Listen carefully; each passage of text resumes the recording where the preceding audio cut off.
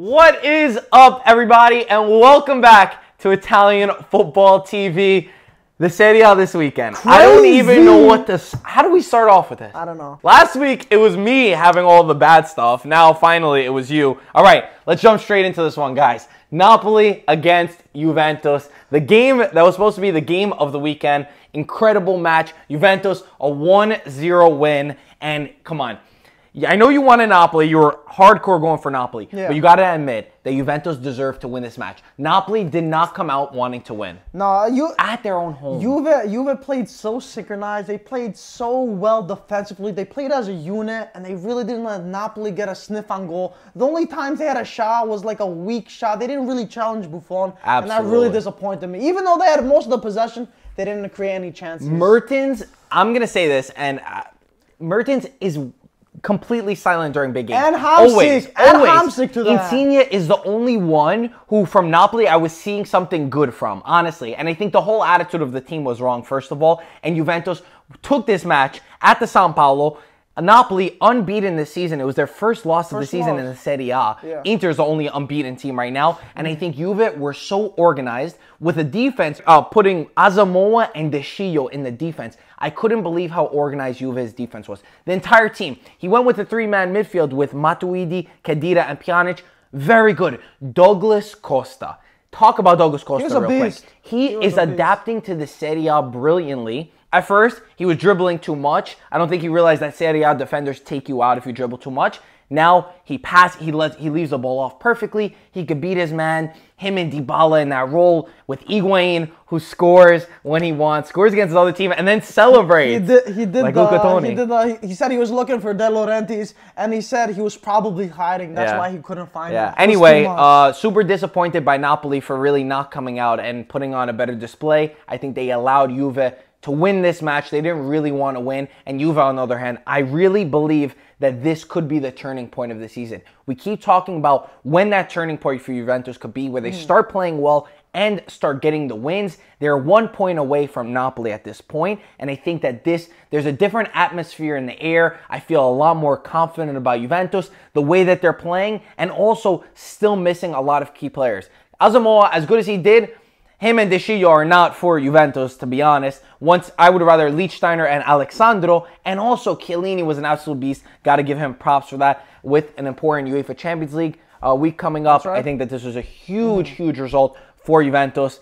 But let's talk about a huge result right now. Benevento against AC Milan. Listen, guys, you're not going to believe me. Unbelievable. But I had a dream. I thought of my dreams already that Benevento equalized last minute. Then when I woke up, I looked at the score. It was like still the 80th minute. And Milan were winning 2-1. And I was like, that's strange. So I watched the rest of the game. And unbelievable. They scored last minute of extra time.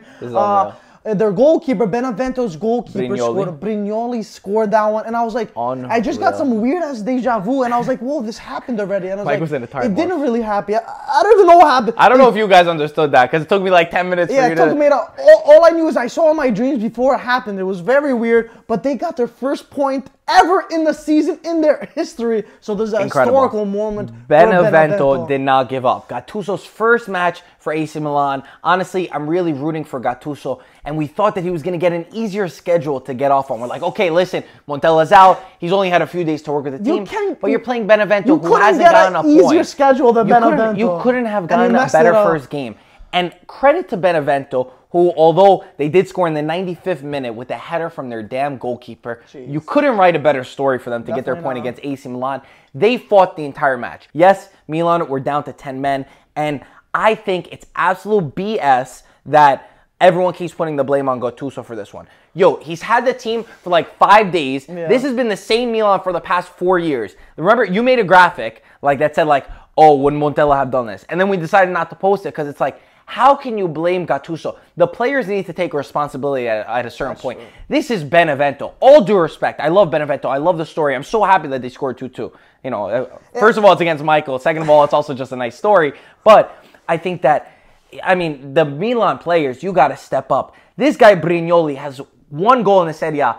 Andre Silva doesn't even have a goal in the Serie A. The players need to step up. It's more than just the coaching. It's more than just the coaching. I mean, you get Every team that played Benevento won, got maximum points, and you're telling me Milan can't get maximum points, regardless of the coach.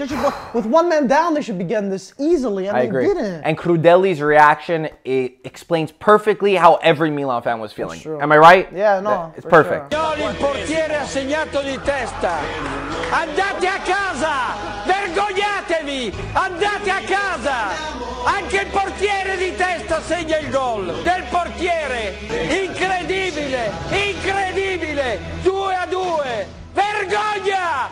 Vergogna! Yeah, I think that's just incredible story. Does show you that the Serie A has some amazing storylines. You never know what to expect. And also, I'm going to shove this one in your face, Mike. Yeah. You kept getting mad at me when I was celebrating Juve beating Benevento, right? This is why you can't undervalue the smaller teams. Those wins are just as important as the bigger wins, and this one goes to show that. Cincinnati did score a nice free kick against Juve, though. Why you gotta bring that up? He's hurt, bro. He wasn't even there. If he would have been there, then maybe we would have scored 3-2 and then Inter 5-0 thrashing of Chievo Verona, and the real storyline in this one, besides Mauro Icardi and Perisic being absolute ballers this season, Icardi is really making that push for the Capocannoniere chart.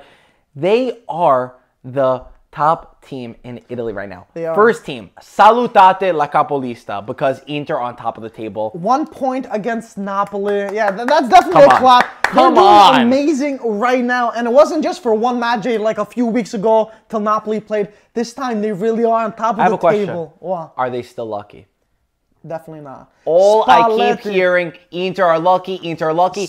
Since the first freaking match day, I've been saying, do not call Inter lucky. They are efficient. You keep saying that they're getting easy teams to play against. Guess what? A lot of the top teams drop points to the smaller teams too. It's not luck. It's being good. You tell me if they're lucky. Candreva, the most assists in Italy. Icardi, the most goals in Italy. And Handanovic, the most clean sheets in Italy. You tell me if that's lucky. If you think that's lucky, get out of here. Honestly, Inter are doing amazing right now. Is in full effect. The only team unbeaten in the Serie A right now. They are in first place in the Serie A. That's right. And it comes at a crucial time because next week we've got Inter against Juventus, which is going to be an absolute cracker. And I'm going to push this right away. It's not a big deal, whatever the result is for Inter. It's still early. 100%. 100%. Doesn't mean anything.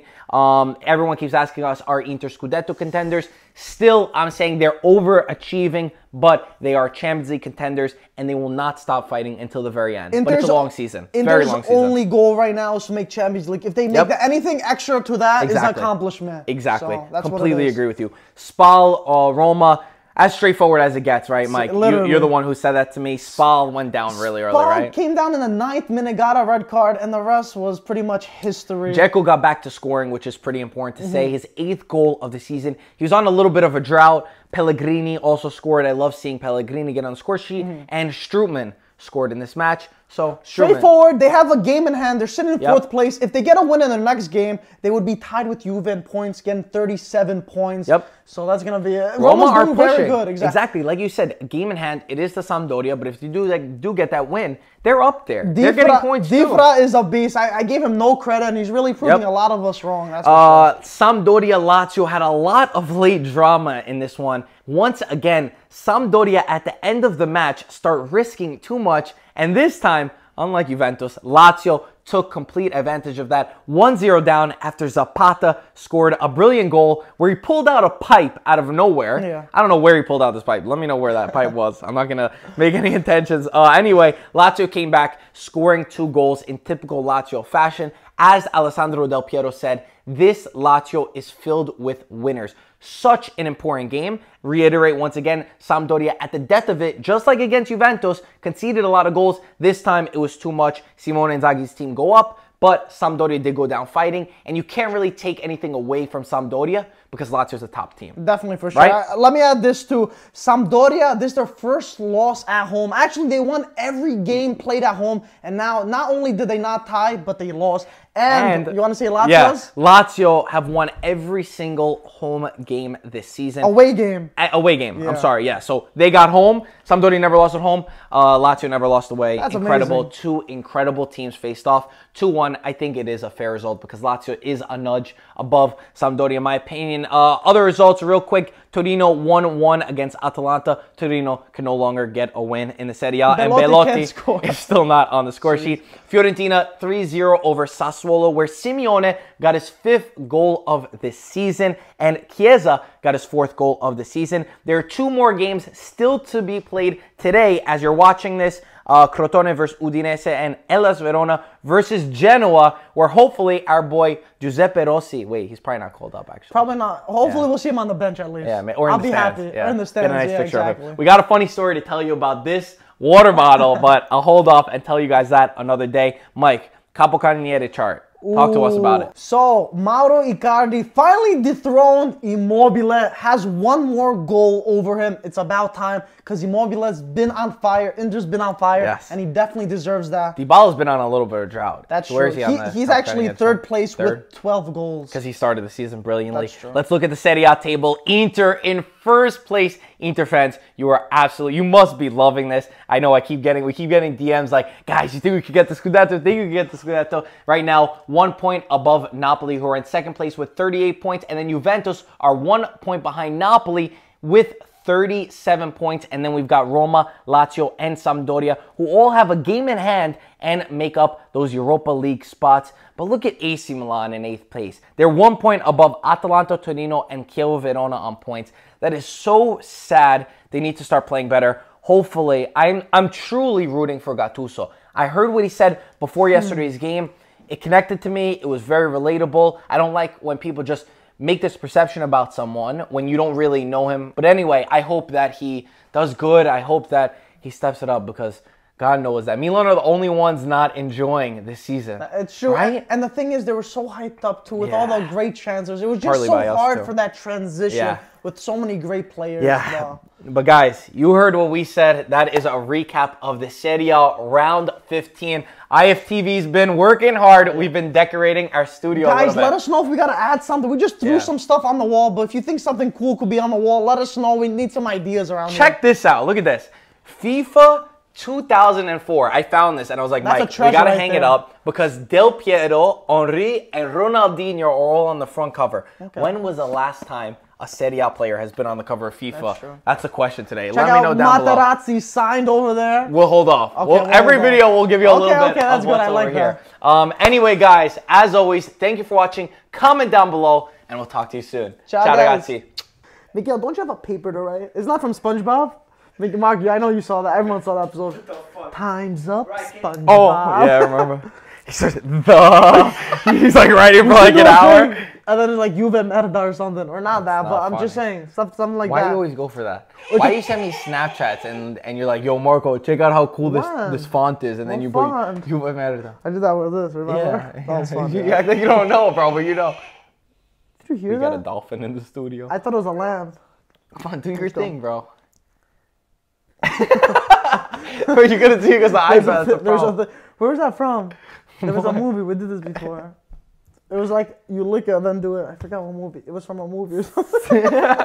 Cuts.